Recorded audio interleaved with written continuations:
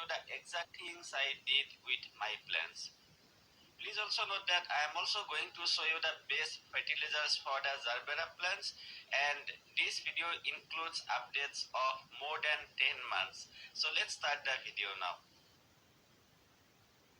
This is how my garbera plants were looking almost 40 days back, and you can see that they were looking absolutely unhealthy. I got them at the seedling stage, and first I planted them in 2018. At that time they were looking something like this.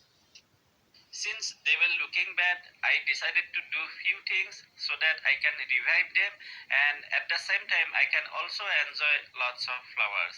So let me show you all the things step by step. The first important thing is to select the best pot to grow your garbera plants. For garbera plants, it's better if we can use a pot something like this as you are looking. The depth of the pot is near about 8 inches and it's 12 inches wider. Now you may be asking why we need this kind of pot. The answer is, see, garbera plants spread really very well, and that's why if you use a pot where it's much wider, it's going to give you a much better look. The second important thing is to use the best potting soil mix. So here you can see my potting soil mix already ready, and I have three different components in equal part, where one part is normal garden soil, second part is vermicompost, and the last part is coco peat. There is one more component which we need, and that is the perlite. Now I know how much amount I should add to the potting soil mix, but I know that you may get confusion like how much percentage you should add. So let me give you an example.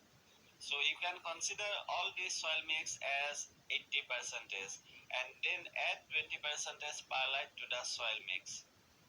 Now I can say that this is the best potting soil mix for the garbera plants. If you haven't tried it, please try it once, and I know that you would also get the similar result. Now here you can see I am trying to compact the soil with full force, but it's not getting compacted. And that's why the garbera plants would be able to spread really very fast, and they would be also growing well. If you take a look at the soil in my previous pot, you can see that the soil is looking really very hard, and if we use similar kind of soil, garbera plants won't be able to spread that fast. At the time of planting the same garbera seedlings, I used good soil mix, but problem is the soil in any pot become too compact after, let's say, 1 year or 2 years, and that's why it's always a good idea to change the soil at least once in a 2 year, or it's much better if you can change the soil once in a year. For time being, we need to do these two things the right way. The first one is selecting a good pot, and second one is preparing the best potting soil mix for garbera plants. The next important thing is to fertilize our plants on regular basis, which I am going to show you after a few minutes. Before that, let me just repot both of my plants in the same pot.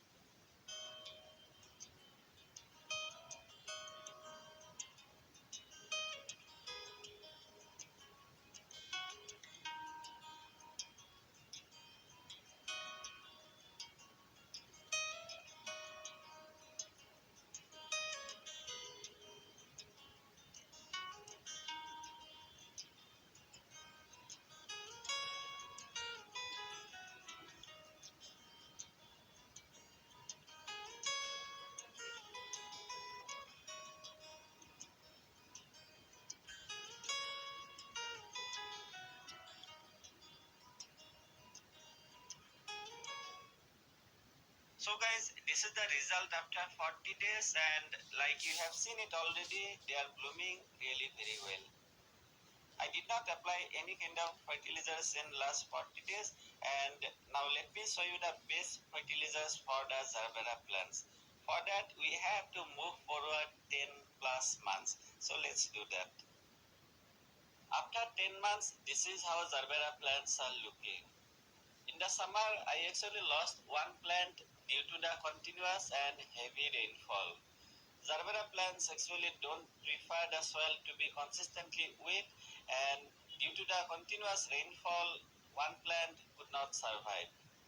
It's time to fertilize my plants so that this year also I can enjoy lots of blooms.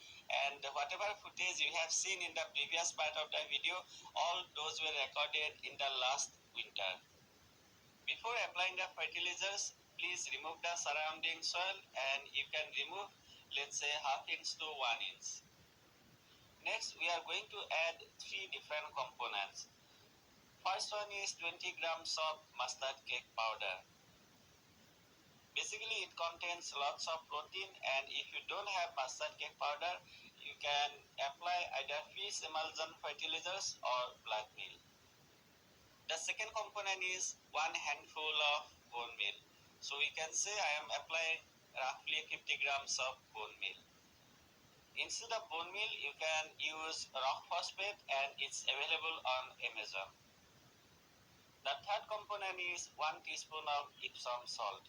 Please note that 1 teaspoon is almost equal to 5 grams, and I would like to inform you one very important thing. See, the amount of fertilizers whatever I am applying, it's because I am using a huge pot, and if you are using smaller pot, please decrease the amount of fertilizers. That's it. And next, cover the fertilizers with some fresh potting soil mix, and this is the exact thing I am doing.